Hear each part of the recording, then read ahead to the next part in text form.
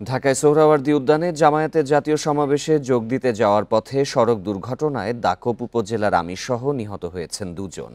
এ ঘটনায় আহত 6 জন। পুলিশ জানায়, খুলনা থেকে 260টি বাসে করে জামায়াতের মহাসমাবেশে যোগ দিতে ঢাকায় আসছিলেন নেতাকর্মীরা। রাত 3টার দিকে ভাঙ্গা মডেল মসজিদের সামনে যাত্রাবিরতি করেন তারা। এ সময় পেছন দিক থেকে রয়্যাল পরিবহনের একটি বাস ধাক্কা দিলে ঘটনাস্থলে মারা যান মাওলানা আবু সাইদ ও আমানত শেখ। এ ঘটনায় আহতদের উদ্ধার করে ফরিদপুর মেডিকেল কলেজ হাসপাতালে নেওয়া হয়েছে। এদিকে গাজীপুরের কালিয়াকৈরে সিমেন্ট মিক্সার গাড়ির চাপায় রুদ্রপাল নামের এক ওষুধ ব্যবসায়ী নিহত হয়েছে। সকাল 8:30টার দিকে ফুলবাড়িয়া মাওনা সড়কে এই দুর্ঘটনা ঘটে।